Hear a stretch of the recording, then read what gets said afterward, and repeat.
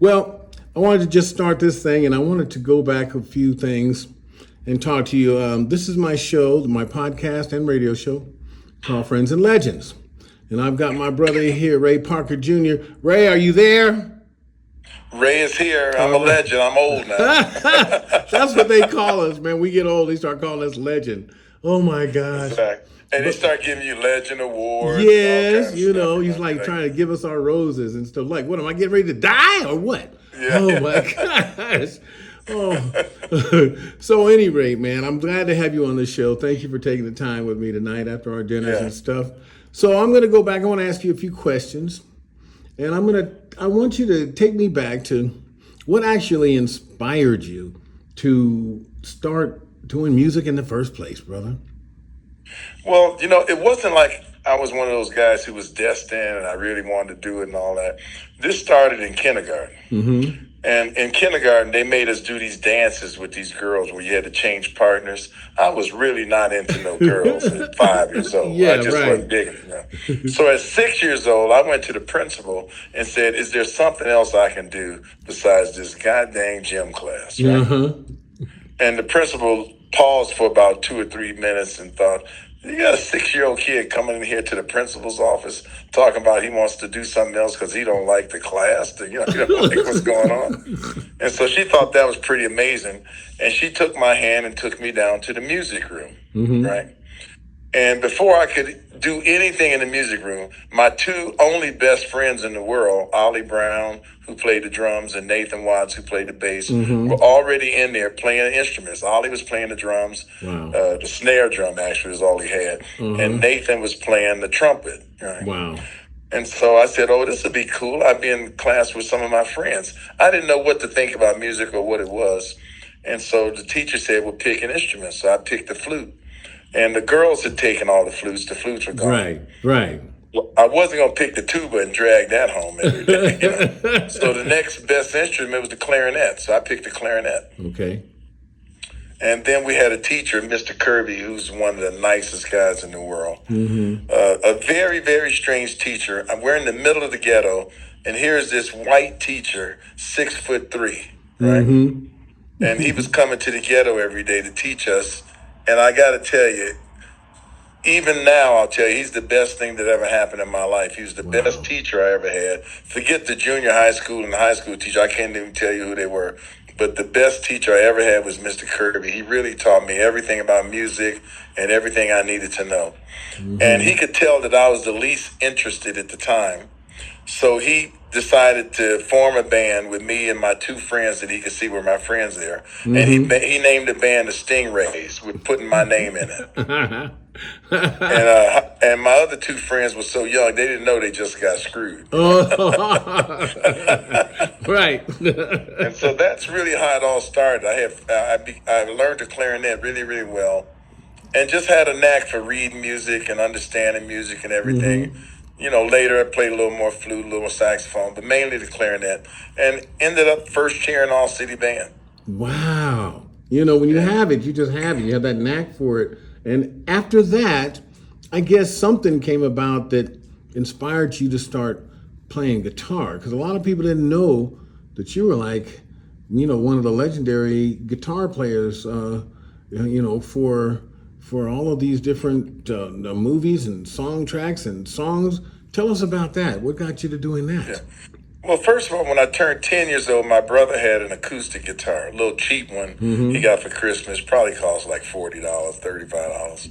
That was a lot and back then. I had an $850 Busher saxophone. Uh-huh. And I traded my brother the saxophone for his guitar because I kept noodling with his guitar.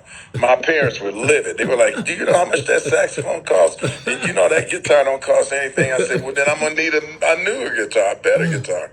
Wow. But I loved the guitar, man. It just, it was just speaking to me. It's like it was calling my name. Right. On the clarinet and the saxophone, I couldn't solo. I didn't have any ideas. I just read the music. When the music stopped, I stopped. Right. People say, hey, man, play a solo. I say, I don't even know what that is or what to do there. I don't feel it, But on the guitar, I could do the chords. I stopped blowing. Really didn't like all that blowing stuff anymore. Right. So then I could talk, I could sing while I'm playing, and I could goof around. And what I really liked about the guitar is I could play more than one note at a time. Right. And the guitar was just my natural instrument. You know, it was like Resonated to you. yeah, like a message from up above saying, Yeah. this is what you're supposed to do. You Right. know? And Right. then an unfortunate thing happened. I broke my leg and had to go to cripple school for a year. Had a cast all the way up to my chest.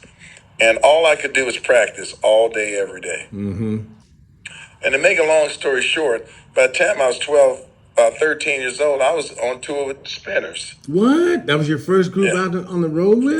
First group on the road with was the Spinners. At 13. At 13. Wow. Then at 14, my career sort of took off. That's when I met Earl Clue and his cousin Vaughn Clue and a bunch of other jazz guys. We were playing some jazz and some other stuff. But I actually met Bohannon, who was the Motown band leader. He heard me at a nightclub and said, that little young kid can play. So he went over to my mother's house and told my parents that he'd take me to the 20 Grand, which was like the Cotton Club of Harlem in Detroit. Yeah, in Detroit. I played the 20 Grand. Yeah, I remember that big spot. thing. Yeah, so he would take me, you know, to the 20 Grand every night, and I'd play with the big guys, you know. And that introduced me, you know, I started playing behind Gladys Knight and the Pips, the Temptations, Parliament, before they became Parliament Funkadelic. Right. And Bobby Blue Bland, and just all kind of acts. Was it Dells. Parliament like a singing group? One of those? Yeah, they had a tune, I just want to testify what your love has done to me. And they were in powdered blue suits with white shirts, trying to be like the Temptations. Yep, you know, stepping and everything. Really funny. Yep. Most people don't remember that, but I was there, so I remember that. Wow. And in that band was Michael Henderson, who played sometimes with Wawa Watson. James Jamerson used to sit next to me every day. He was bad. Bohannon would play the drums. We had a full horn section. Beans Bowl, Marcus Belgrave, who played on Papa Was a Rolling Stone. I mean, all the famous guys were in the band, you know. And I was the youngest guy in the band. And then next thing I know, we were with Bohannon recording for Marvin Gaye. So I met Marvin Gaye, and I started doing all of his records and all that stuff. And then I got in with Holland Dozier Holland, did all of the Invictus records, One ads by Honeycomb, chairman of the board, Laura Lee, Frida Payne records, you know, all that kind of stuff. So it was really, I mean, the guitar was just taking off for me so well that by the time I was like 15 years old, I told my dad I didn't need any more money. I could pay for everything myself. Wow. But you were out there doing it. So what time of your life did you get to this inspiration or get approached about this Ghostbuster thing that really blew we got a lot to go before that came then. like way before then. So tell me about your singing and stuff before that and all that stuff. Yeah. We got lots before that. First of all, at 17 years old, I was doing so many records in Detroit and working with Marvin Gaye. And I don't know if you know, but Marvin Gaye was probably one of the biggest influences on Stevie Wonder. So Stevie Wonder wanted a guitar player, and he was young himself. He was only like 21. And he wanted somebody from the neighborhood that he can understand. You know, he didn't want like a New York guitar player or some guy from somewhere else. And so he asked around Detroit, and he said that when he called me, he said that every time I spoke to somebody, it was just your name that came up. So he called me up and said, hey man, I'm working on the Talking Book album. I'd like you to work on that with me. I'm working on Crosby, Stills, Nash and Young album in San Francisco. And then we're going to go on tour with the Rolling Stones. Can you make it? Wow. And I'll never forget, you know, when he called me, I hung up on him like 3 or 4 times. Because, this is not Music you. for My Mind was my favorite album, and Stevie Wonder was my favorite artist. It's impossible that Stevie Wonder could be calling me on the telephone. I only had one 8-track in my car, and that was Music for My Mind. So how is it possible I go home and Stevie Wonder's calling me on the phone? I thought it was some of my friends playing a joke on you. So I think that about the 3rd time I hung up on him, I may have put some 4-letter words that I shouldn't have put in there. Okay. You know, and he was very persistent, very kind. You know, he called me back and he said, hey, this is really Stevie Wonder. Hold on a minute. And he played me the rhythm track to Superstition.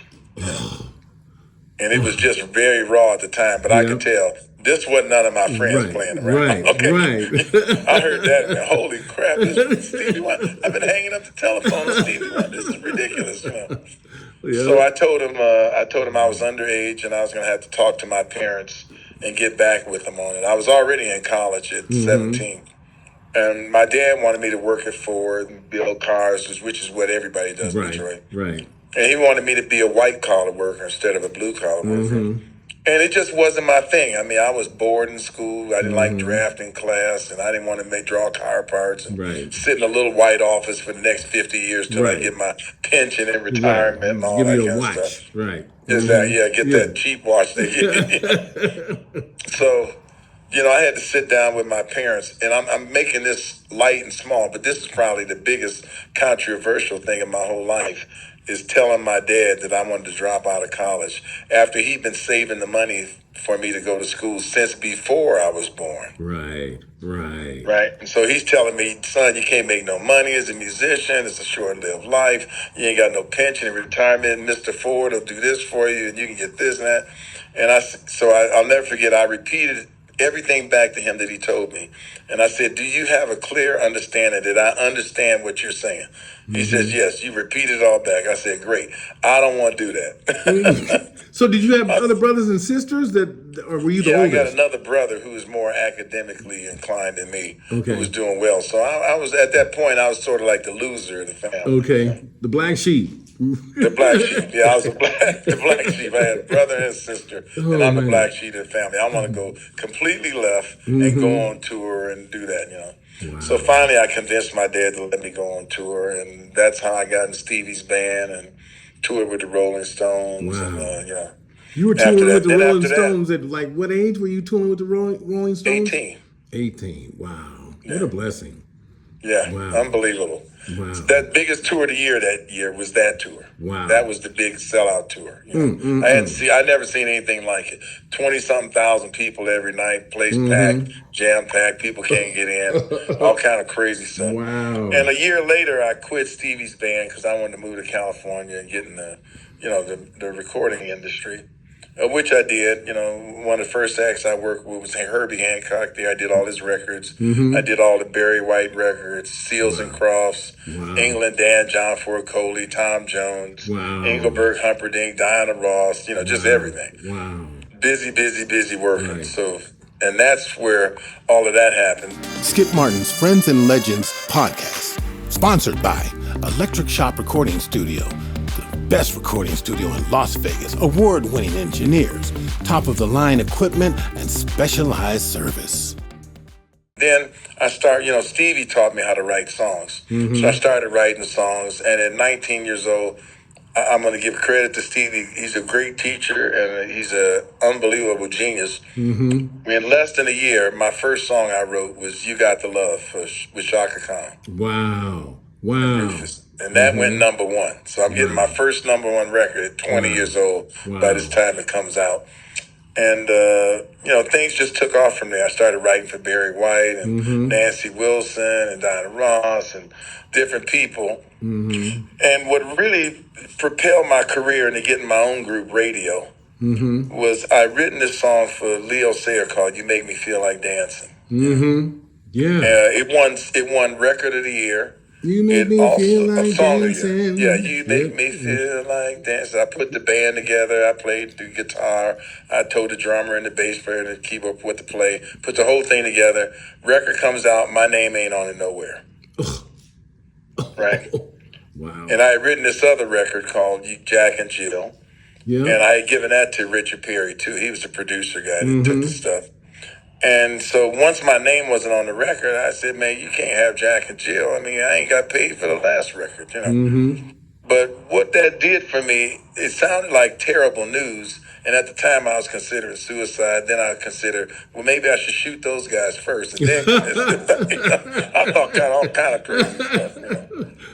But what ended up happening because of that, at 21 years old, I got a call from Clive Davis personally. Wow.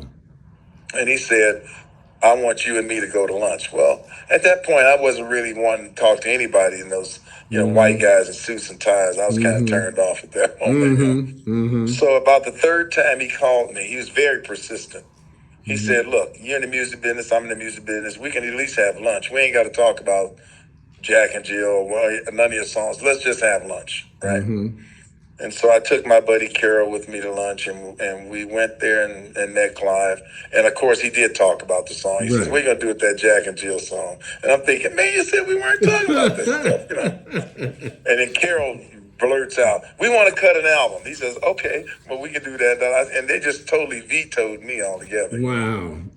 So he asked me what I wanted, and I told him I didn't want to make a jazz album where I'm holding a box guitar on the front.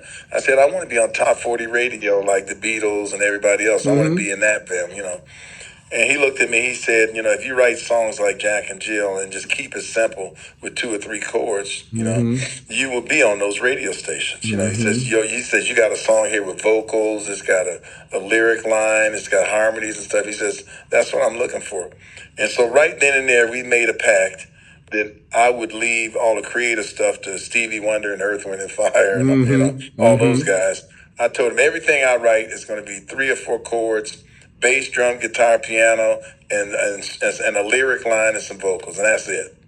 Okay. And he looked at me, he says, boy, if you will stick to that program, you and me gonna make a lot of money. Wow. Okay. And that's how radio started. And I think it was the end of 77, in November, Jack and Jill came out. You know? And it just kept trucking and trucking, plowed its way up. We ended up selling 1.8 million Jack and Jills. Wow. And the album went gold, and the album went gold in England, and that was the beginning of the career. Wow. I can see that, man. I mean, that's illustrious, and you went halfway through. Oh my goodness, that was something. Exactly. You know, to 20 years of age, you know. Yeah. You know, so as you progressed and you started getting radio, what have you, there was some, I mean, I loved some of the great songs which you were doing then. And I really... Yeah, we had 7 gold albums. Yes, you did. Oh my 7 goodness. gold platinum albums in a row. And I'm fast forwarding now to age like 27. And my parents had me when they were older, in their mid 40s. So my parents were getting really sick and, you know, getting near the end. And so I just left the music business totally, moved back to Detroit and was taking care of my parents. And I never forget reading these articles. That Ray Parker Jr. is crazy. He left a totally good career and just stopped touring, stopped everything, right? And the blessing in that was a little over a year later, I got a phone call from Gerald Busby, and he wanted me to fly to Boston and see these kids perform, you know. And I'm like, fly to Boston, man? I'm in Detroit. It's freezing cold. And you want me to go to Boston? I said, no way, right? No way. And Gerald Busby, being the clever guy that he was, he thought about it and called me back a couple of weeks later and said, hey, the kids are performing in the Bahamas. Let's get the jet, go see the kids in the Bahamas, and we'll go to casino and party. Well, that's at the time, I'm sitting here with nothing but bad news about my parents in the freezing cold. It sounded like a nice little vacation. Right. Getaway. So we partied so hard that we missed the kids' show. We didn't even see them. and that group turned out to be the New Edition. Wow. And so I was looking at Gerald saying, you know, man, I'm really in a sort of depressed mood. I'm not really looking to write no new songs and all this kind of stuff. He says, you don't have to write a new song. He says, they want a song that you wrote way back when you wrote You Got the Love and the other stuff. Was this tune I wrote called Mr. Telephone Man. You know? And so, and I'll never forget meeting with Bobby Brown and all the guys. They were like, and we don't want you to update it. We want you to cut it like you did back then. In fact, we had an old track. I said, well, the old track on the 8, you can't have that. I can record it over. They said, well, as long as you make it sound like it did back then, we'd be good. And so I flew to California because that's where my American Studios was. Right. And so I recorded the New Edition that week. And every day I go to lunch at, what's his name? Wolfgang Puck's restaurant. I can't think of the name of it. But outside of it was this black poster on Sunset Boulevard. And they were painting this red circle. And I was like, who the heck puts up a black poster? Right? And what's this red circle going around it? And then my phone rings, and it's Gary LaMelle from Columbia Pictures. And he's the vice president. He's saying, look, you got to help me with this movie I got called Ghostbusters. Like, Ghostbusters? I'm scared of ghosts. I mean, I don't know if this is the right project for me to do by any means. And he was 100% sure that I was going to write the song. He says, we tried Lindsey Buckingham, we tried Kenny Loggins, and he went through the whole list. He says, it's been a whole year, and the director ain't happy with none of this stuff. We do not have a theme song, and the director wants the words Ghostbusters in the song, right? And I was like, well, no wonder you don't have a song. That's a hard word to sing. We can say, I love ghosts, but I want to be a ghost. But I mean, it just doesn't sing well, So I went to the meeting, and I remember he said to me, can you stay a few more days and cut this song? And I said, well, I'm not retired, but I'm not working. He says, well, what are you doing in L.A.? I said, I'm here with the new edition, finishing it. He said, well, then you're working. What the heck? You're working. Stayed 3 or 4 more days and just give me a cassette of 30 seconds of this Ghostbuster thing. You keep the 50 grand, whether we like it or not. Okay. So that got my attention. I said, well, I could stay a few more days and make 50 grand. And this is back in 1984, so that's a lot of money. And sure enough, I had to tell you, he was correct. I mean, out of all the songs that were submitted over a year, my song was the song. Right. And that was Ghostbusters. Right. What made you, that one line, it was like the lick that actually, did you But first of all, when that? I write songs, I don't believe in solos. If you can't hum the solo, I don't want it in my song. Right. So that was the horn part. Same thing for me. If you can't hum the horn part, I don't want it in the song. Right. So everything in that record had to be something you can hum. And I think what gave me an edge on writing the song is I saw the Ghostbusters characters as military characters. So if you listen to the track now with that in mind, it's really just straight up marching band music. It's up 2, 3, 4, sound off 3, 4, sound off. Instead of yes, sir, you go Ghostbusters, And then I remember there was some commercial on TV where they had the phone number under it, and they were like, who do you call? Roto-Rooter, trouble, wash your trouble down the drain. Well, in the movie, they had the Ghostbusters there, and they had the phone number underneath it. And to me, the Ghostbusters with those backpacks, they look like military characters to me. So I said, it's got to be a military song. And I thought of Sergeant Carter, Gomer Pyle. And even at the end of the record, I referenced Gomer Pyle going, I can't hear you. Louder, Gomer, louder, So all of that came from the, like the TV series Gomer Pyle. And as soon as I saw that phone number under there, I thought, that's the only way I can record this song is I got to never say the words Ghostbusters. I just say, who you going to call? And then the answer to that is Ghostbusters. And that's what made the whole thing work. Wow. Yeah, well, it worked. It worked. And less is more. I mean, little simple stuff that everybody next door, that's what makes Kool and the Gang songs so popular. That's what made Let It Whip hit where it hit, because I was just trying to be a fool when Reggie Andrews changed my life, and he told me, Skip, after you've done that, so not to lose, all that singing, he says, give me something. I said, by the way, I got a little gripe with Let It Whip. Well, hey. Now, great song, but Let It Whip went to #1 so hard, it kept my song, The Other Woman, in #2. I was in #2 for 4 weeks, like waiting on y'all to leave, and y'all was still hanging up there. I said, man, God dang it. Ndugu's my boy, right? Yeah. Like, Ndugu, man, you blocking my #1 spot, man. I got a #1 record here, and you guys came on getting Let It Whip out the way. We were so fortunate with that, and like you were saying, had I known that and been around some of those people that you've been around about that less is best, I learned something, and Reggie helped me to learn that, because he said when the break came, he said, bum. He said, Skip, give me anything in this break. And I'm thinking sarcastic. Anything, I thought of the most stupid, ridiculous thing I could think of. Yoo-hoo! And I was making a joke. And he said, that's it. Do it again on the next one I've got. I'm like, get out of here. You bullshit. No, that's it. Do it in the next bridge. I'm like, this guy gonna mess up our song. And he wants me to do that stupid thing. Okay, I did it in the next bridge. And that was what changed my life. Skip Martin's Friends and Legends podcast, sponsored by Electric Shop Recording Studio, the best recording studio in Las Vegas, award-winning engineers, top-of-the-line equipment, and specialized service. After all that's the catch. That's the catch. That's all everybody knows. and so it's resonating what you're saying about simple and everybody can sing it. And I really learned that from Kool and the Gang, because everything, get down on it. Oh, yes, it's ladies' night. Joanna, cherish the love. Hollywood. Everything was so ladies simple. Yes, everything was like that. And I learned how powerful that less is more is. You know, that's something else. So as you've gotten all of these accolades and you've come so far, brother, I'm so proud of you. I'm really honored to know you and be able to go fishing with you. That's what we're working on now. That's right. So what is it that, to you, what is your definition of music? Music is what makes people happy and what makes them smile.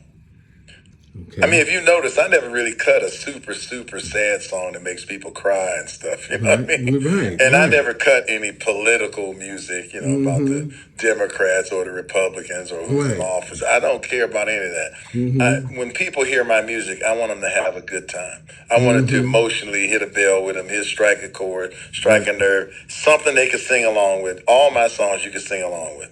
I was singing, listening to you, not knowing I'd ever meet you, but when a woman needs love, just like you do. It was so, I was like running around singing that song. I mean, it just was stayed in my craw, and it was so easy and so gentle and soft to sing. And I really appreciated your talking singing. A lot of people don't understand that you've really got to tell the story. And if you sing with a talking like voice, then people they'll listen to you. And that's what I try to tell people, exactly what you're saying. We got the great singers, and the jazz guys usually don't get a hit because they say, okay, I need a singer. So they try to get they go get the guy with the most chops. And their records go, and they got all that stuff in it. And I tell my kids, I say, you got to sing with some tone and some voice, but the melody is going to be dictated by what you're saying. Right. If you're saying something different in the second verse than the first verse, it's not going to be exactly the same because you wouldn't say it like that the same. Right. You wouldn't say, who you gonna call? I mean, nobody wants to hear that. They want to hear it like we did in Detroit. What you gonna do? Right. Who you gonna call? Right. I mean, so it's got to be something that normal person would say it. Tells a story. And, one day you come home early from work, open up the door and get your feelings hurt. Oh my gosh, I'm telling you. So you got to say it the way it would be if you were talking to somebody, That's why we are gonna collaborate here in the future and just do something in our wisdom years, our vintage years of doing this, because to me, music, I still have fun doing it. And my happy place is creating it. Now I can see that about you too. That's my happy place. So we're gonna get together and do that. I really want to thank you. I don't want to hold you all night, but man, we got so much we could talk about from now until we have to do a chapter 2 of this. And because we've got a lot of things to share. And I'm just so thankful, grateful for you for being and taking a part of this to be on my podcast. So I'm going to be back at you. It's great to hang out and start to like the guy who stopped my record. Well, thank you very much. Thank you very much. I was never mad at you because he's selling records. What the heck? And I'm like, he's selling records. And I learned. I'm like, man, this guy is talk singing. He can sing. He's talk singing. And the whole point is get them where they are. So the man next door, the guy in the shower, the girl doing dishes, the mom that's vacuuming can sing along with you and be a part of it. Exactly. That was the key. That was the key. And I learned a lot of that. And I appreciate you for being an expert at it, brother. Definitely. You guys got a chance to listen firsthand to Mr. Ray Parker Jr. You heard the story. You're right here on my Friends and Legends podcast, and we're going to be back at you soon. You want to get some more clips? I'm going to play some of my music, some of your music on my show here. So I'm going to have some before this interview, and I'm going to have some after it, and then people are going to contact you through what? How would people, if they just want to say, I love you, Ray? I'm on Facebook, Instagram. Everything's under my name, too. Okay. Well, you guys heard that here from me. So we're going to get ready to go. And Ray's he's kind of getting familiar with my phrases now. So you know my phrase, Ray. I say, don't play no games. And that's where we are. Mr. Ray Parker Jr., y'all. You have a good one, Ray. And thank you so much for joining me on my podcast. Well, thank you. All right, brother. Have a good one.